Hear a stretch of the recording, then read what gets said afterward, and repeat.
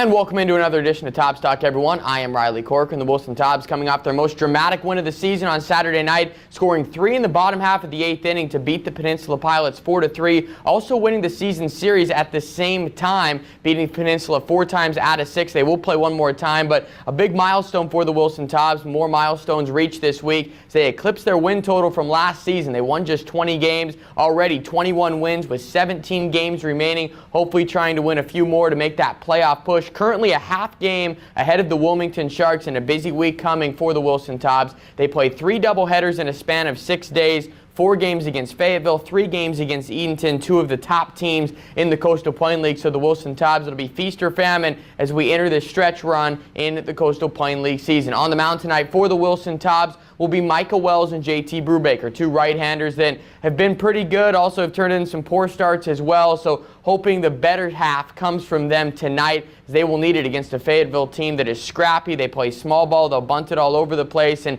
basically station to station, but can steal bases as well. Fayetteville's gotten the best of the Wilson Tobs so far this year, winning 5 of the first 6 meetings, but these 2 rivals have not played since June 30th because of all of the rain. They'll play 3 doubleheaders in the span of the next 2 weeks, 2 of them coming this week as well. So be a busy time between the Swamp Dogs and the Tobs, and could determine whether the Tobs make the playoffs or not. Coming up on this episode of Tobs Talk, we'll speak with Austin Love about that great win on Saturday and the Tobs trying to prepare for this busy week coming up of baseball. So Logan Regner, a standout from Central Michigan, will join me. Logan having to go through some mid-season changes, but has adjusted well, and his numbers are proving that. Matt, Mike, and I will preview this game tonight, and we'll try and get you ready for a busy week for the Wilson Tobs. It's all coming up next. This is Tobs Talk on Greenlight.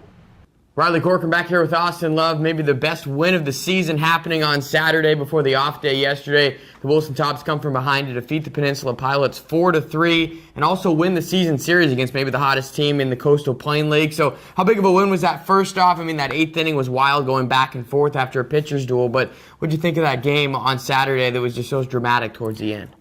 Good thing I cut my hair before the game because I was pretty intense over there. Just knowing we need to win these games, especially against the top teams, and the week that we're going to have against every team that we're playing is going to be in the playoffs probably. And when we gave up the home run, was kind of disappointed at not the pitch choice, but just the location of it. I was hoping that Josh would probably put it somewhere where Negrini couldn't really get the barrel on it, force him to chase something. But in typical fashion, our guys come back, and Corey Dunbar has an extremely good feel for the game. He sat on some breaking balls early, and then he gets something he can drive later on. And, I was just glad he hit it far enough because he hit it too high to where the center fielder actually had an attempt to bring it back. But it gets over, and we win the game. And I tell you what, I was fooled too. I thought it was a fly ball out, and that thing just kept carrying at third base. Did you think it was out initially off the bat? I know I asked you this right afterwards, but now looking back on it, I mean, it did not look like a home run off the bat to me, but that just shows you how much power he just might have. I honestly thought it was no doubt gone off the bat, and as it stood up there, I was like, get out. And I tried to change my angle at third base a little bit to make sure I could see that the young man didn't catch it. And, he probably had, 2 or 3 feet off the back of the wall, over the wall, distance from his glove. So I kind of knew it was gone, and I looked at the official Ian to make sure, he was, throwing his hand in a circle. And then I kind of pumped my arm, with excitement, that we had taken the lead. So. And a little bit, there's so many different aspects from last year's team to this year's team. Home runs is one of them. The Tobs hit more home runs in that second game of the year against Edenton than they did all of last season, and now eclipsing that win total now to up to 21-17. Shows you the improvement, more excitement to come watch a team out at the ballpark, a doubleheader tonight as well. But when you look at the season series against Peninsula, I think you might have just found out that we beat them in the season series. It's now 4-2 with 1 game remaining, but to have something, I guess, confidence against a team like Peninsula, because like Fayetteville, you look at them, well, Fayetteville's gotten the best of the Tobs, but to beat someone like Peninsula just shows you maybe the growth of this team a little bit. You ever take some time, reflect on it just for a tad, I know, before you get ready for this game today? Yeah, our guys pretty much, they've all kind of, learn something, whether it's from each other or just watching the game or, trying to pick somebody on the coaching staff's brain. They're all getting better, and you can see that in our numbers. Our batting average is coming up a little bit. Some of our guys who are hitting below 200 are starting to creep up a little bit. And, they're all learning a little bit. And, you talk about the home runs. It's amazing how many home runs we've hit. Yeah. We've hit a lot of home runs in our home ballpark. and it's not a small place compared to some of the other parks, and that just goes to show what kind of juice some of these guys have. And it's, between Ridge and Luke and Corey and Sean's hit some big home runs, and Kevin Jordan, he hits a ball off the wall that I thought was going to get out. So it's amazing to watch these guys and to watch them grow and just kind of let them play, even though I do get a little nervous at times. And you led me right into my next question. When you talk about the guys maybe at the bottom of the order that do not get as much pub per se, and maybe their average isn't where it needs to be, but the bottom of the order, I think, is what makes this order tick at times with the way it goes through. And Kevin Jordan now on a 5-game hitting streak for him. He's increased his average by nearly 50 points in the last week. You have a great staples at the bottom of the order. It's been such a plus for this team. You have a Logan Regner that can do just about anything, changes batting stance halfway through it, and can drop down a bunt at any time. It's just fun to watch guys like that progress, especially, I guess, in the last week. Most recently, Kevin Jordan with the hot streak he's been on. Yeah, all those guys, we've really tried to make sure our lineup toward the end of it has a guy, like you said, Kevin in the 7-hole to where he can just relax. And, what he gives us is big-time stuff. And then when we go to the 9-hole, Logan's done a great job when he's in there. What I like about Logan is he has a feel for the game. He knows he can always go to that bunt, and nobody has a shot to get him. And then, when Bradley's down in there, he's gotten some big hits down in there too. So it's comfortable for me to have a quality hitter in the 9-hole to turn over the lineup, for our best hitter statistically in Ridge, and guys like Sean who can really drive the baseball. And again, the Tobs are trying to find that lineup that's fitting and working well, and I think very close to doing just that. A huge week coming up this week. I've not had to prepare for a week like this. I know from the coaching staff, the players' perspective, it's going to be a grind. 3 doubleheaders in the span of 6 days, starting tonight against Fayetteville. We'll see a lot of the Swamp Dogs. Have not seen them since June 30th, that dramatic win where Luke Lowry had a home run, a double down the line. But for the Swamp Dogs, it's been 21 days now to reflect on what happened in the first half. The Swamp Dogs pretty much dominating the Tobs. Now to try and turn the page. The Tobs, do you think, progressed enough to try and figure out Fayetteville? A 7-inning game, I think, favors Wilson just a little bit more, but they play the small ball. They have not hit a home run yet this year. The whole season long, they have not hit a home run. So it shows you the type of game they like to play. I think Wilson maybe has bridged the gap a little bit and gotten over that hurdle to try and figure out the Swamp Dogs. I really think what happened early in the year really doesn't matter anymore. It's so long ago. It's almost a month, as you mentioned, and, we feel like we haven't seen them. I mean, I saw some of the young men at the All-Star game, but besides that, their team, watching them play, they've been swinging it pretty good based on what I've seen in scores. So we're just going to go out there and try to play our game as usual. And, who knows with this week, we've got all these doubleheaders. We might get rain one day. You never know. So we just need to concentrate on today and try to get both games in from a weather standpoint, and try to win the first one and pitch it and hit it and field it and see what we got. You speak about not seeing the Swamp Dogs for a long time. Neither is Fayetteville, and their coaching staff and players. They only played in 2 games in a span of 14 days. Tough to try and overcome that. So it seems that Wilson maybe has had a lot of rainouts, nothing compared to what happened with Fayetteville. And this is the week in total now, trying to figure out this pitching rotation with the doubleheaders. A lot of guys are going to have to come out of the bullpen to start. We saw it with Nick Monroe on Friday. It was looking great until just one bad inning. For the other guys that are going to take that next step, maybe a Josh Jarrell, maybe a Bobby Gazzola, whoever it may be coming out of the bullpen to make a start, what do you at least recommend or say to them, hey, what's the different approach here as you try and make a start and help this team getting 4 or 5 innings? I want no different approach. I want, like you mentioned, Bobby, I want him to go out there and treat it as, he starts the first inning. That's going to be his first inning. If he comes off the field and he says, Coach, hey, I got another one, you go back out there in relief for a second inning, and you come back out, hey, Coach, I got another one. So just give me as many innings as you can, and when you can't anymore, then we'll make an adjustment. So I want them to treat the game the same exact way as they would as if they were coming out of the bullpen. And, when we need to make a change, we will, and we'll adjust the rotation and the staff accordingly. And we'll certainly have to see if the Wilson Tobs can be more comfortable, at least in 4th place, and they're only a half game ahead of Wilmington right now as we enter this big-time week. We'll talk with Logan Regner coming up next. Riley Corcoran back here with Logan Regner, one of the staples in the Tobs order, and may bat 9, but at the same time, like we were just talking about with Coach Austin Love, trying to turn the order around can do so much. And Logan, for you, when you talk about the 2 or 3 weeks you've had with the Wilson Tobs, the last couple at least, and then getting here, it's been a process to say the least. But for you, developing as a player a lot more, how would you at least assess the first month or 2 with the Wilson Tobs? Development's definitely the right word because, one of the huge adjustments that I've made is my batting stance, obviously. So just getting comfortable in a comfortable place like that, it's a huge adjustment. And take me through that process of what it was like. Who first off maybe recommended it, and finally you getting over the hurdle and saying, well, yeah, maybe I will try this out, because you've been very successful with your first batting stance, but making the change, what was the process like?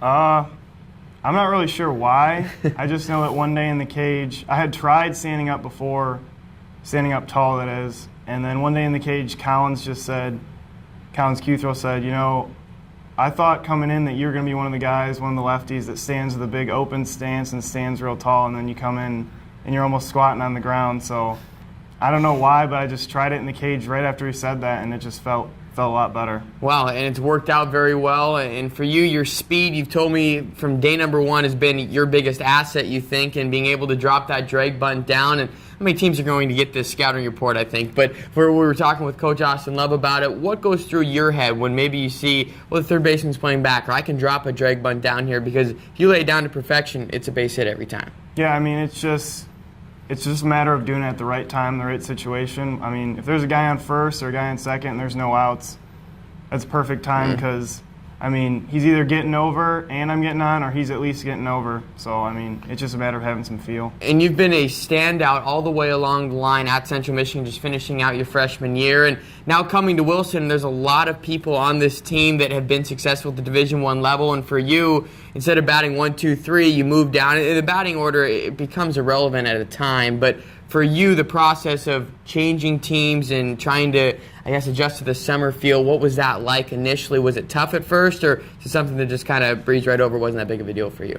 I mean, I wasn't sure what to expect. So, I mean, same thing with the school season. I had never played college baseball before, so I'm not sure what to expect. But it hasn't been too hard of an adjustment, I'd say.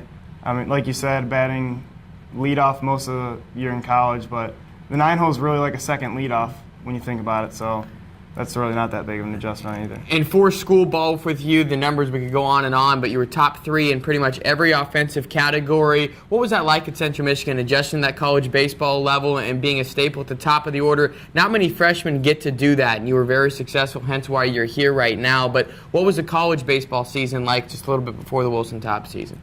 I did not know what to expect at all going in, and then it turned out that I started the first game of the year in right field, and I didn't really move from that spot too much the rest of the year. I just played as hard as I could, and they kept me in the lineup, so I was pretty happy about that. And the obligatory question, I know now after being around you and your brother for the whole summer that, you know, like you said, you guys are pretty much teammates first before the brothers comes into play, but it's unique because not many brothers get to the Division I level. They play on the same team, the same summer team. What's that like? Tell our viewers and listeners just a little bit about playing with your brother at this level all the way through the year. I mean, it's definitely really cool, but it's one of those things that you can't really plan. We didn't count on this. We thought that maybe after my sophomore year of high school we would have never played together again, and that was kind of where we thought it would end, but it just kind of kept going on, and I guess we still got a few more years at least. If we don't play summer ball, we got a few more years at school to play together, and it's pretty cool. At least 2 more years at least, with Nick being just finished his sophomore year with 2 more years remaining at Central Michigan. And from you, from an individual standpoint, wanting to get better, obviously you have a lot of time left to go. What would you say the number one thing is that you want to work on? Obviously you changed your batting stance, it's working out well. The numbers might not be coming with it, but you have hit the ball very hard the last couple of weeks, and the hits will eventually come. But from an individual standpoint, how do you look to get better here in the next year or two? I just think it's a comfort thing, just being comfortable in all aspects of the game, whether it be on the bases, stealing bases, or in the batter's box, just being comfortable. And being comfortable right now in the 9 spot for the Wilson Tobs and trying to turn that batting over at least a little bit and try and propel the Tobs to the playoff run. Logan Regner from Central Michigan. We will talk with Matt Micah coming up next. This is Tobs Talk on Greenlight. Riley Corcoran back here with Matt Micah. A huge week coming up for the Wilson Tobs. 3 doubleheaders in a span of 6 days, but we were remiss not to go back and talk about that dramatic win on Saturday. I said it was the most, fun game at least to watch all year long. There were so many great defensive plays, even though most of them were by Peninsula, which we'll get into in a second. But for the Wilson Tobs, in the 8th inning, coming back the way they did, all the chips were stacked against them. Peninsula is great. Their back end of the bullpen is phenomenal. They lead the CPL in saves. Just shows you how good they are in close games. yet Ryan Cook, their closer, blew a save because of Corey Dunbar's home run. Very impressive to see the Wilson Tobs come back the way they did. Take me through what you were thinking and watching the game unfold in the final couple of innings. Well, first with Corey Dunbar's home run, we'll get to that first. It was like a pop-up and it just kept on carrying and carrying. I've never seen anything like that. And it was hit into the deepest, darkest part of the field. So you were on the call, and I was listening to you, and I didn't know what to tweet at the same time. Right. So we were all confused. It was great. We were confused. I thought it was a pop-up at the time, and then just kept carrying out.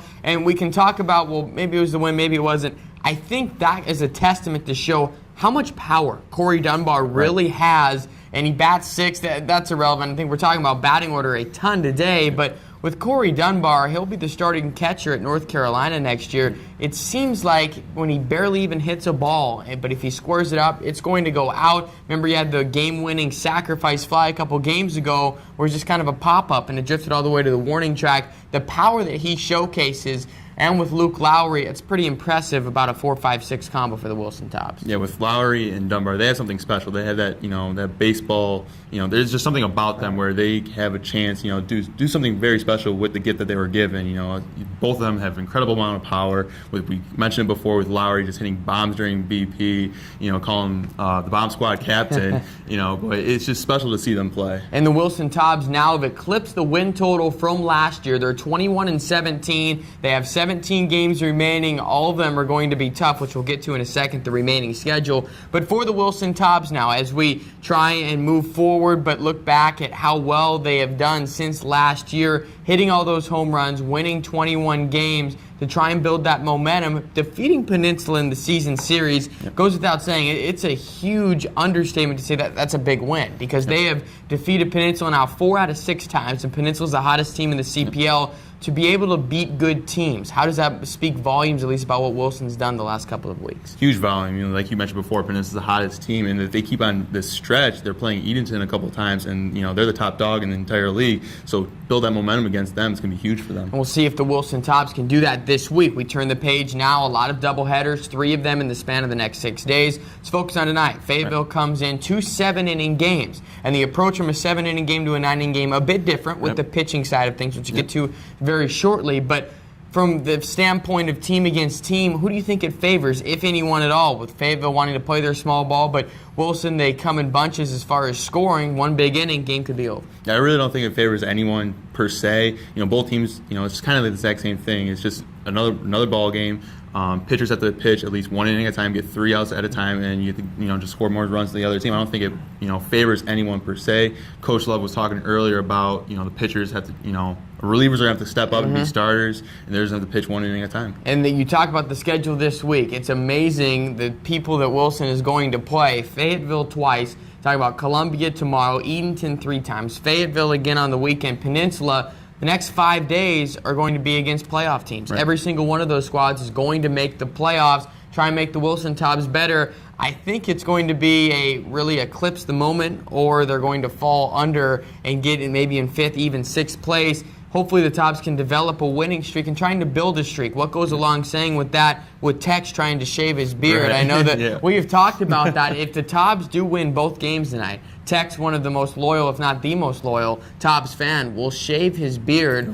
How big is that? Oh, it was huge. We were on the bus, and Tex comes onto the bus and admits that he'll shave his beard, and he hasn't shaved his beard since 1975. Wow. So that's just a little extra motivation for the guys. Well, we'll see if they can do just that. The pitching tonight for Wilson, JT Brubaker as well as Michael Wells, and 2 guys that we've seen great starts from. Right. Also, we have seen less than admirable starts from them as well. JT Brubaker had a rough one at Fayetteville a couple weeks ago, now over a month ago it seems like. But Michael Wells, it's either really good or really bad, I think, in the sense of trying to figure out his control. For both of these guys, just summing it up into one statement, how do they need to get over the hurdle and develop a good start for the Wilson Tobs, because they need it with a busy week? Yeah, with Michael Wells, he's got that finger issue right now. He's got the blister, and he's got a little injury on his finger right now. He's just got to push through that and realize he's going to be a stud for the Tobs to make the playoffs. And with JT Brubaker, he's just got to remember what he did in Game 1 when he was lights out.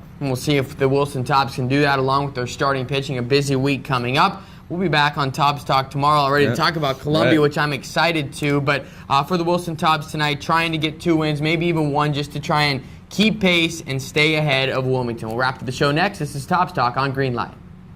And another episode of Tobs Talk in the books. Wilson with a busy week coming up. 3 doubleheaders in the span of the next 6 days. Might determine their playoff fate. They take on Fayetteville 4 times in the next 6 days. And Fayetteville has been a big catalyst against the Wilson Tobs all year long, winning 5 of the first 6 meetings. But amazingly, with all the rainouts, the Tobs and the Swamp Dogs have not faced each other in the second half yet. Fayetteville went through a 14-day stretch where they only played 2 games, and Wilson about the same timeline. They played a little bit more games in the first 2 weeks of July when all that rain came through eastern North Carolina. For the Wilson Tobs tonight, they'll start Michael Wells and JT Brubaker, 2 right-handers that have been either really good or really bad the last couple times out. So we'll see which one shows up, and hopefully it's the right one for the Wilson Tobs. They need a couple of good starts as they're running a little bit thin, just like everyone else is on pitching as we enter the stretch run. Wilson currently a half game ahead of the Wilmington Sharks going into this week. Wilmington takes on Edenton, so Tobs looking for maybe a couple wins and some help from the Edenton Steamers tonight. As for Edenton, the Tobs will take them on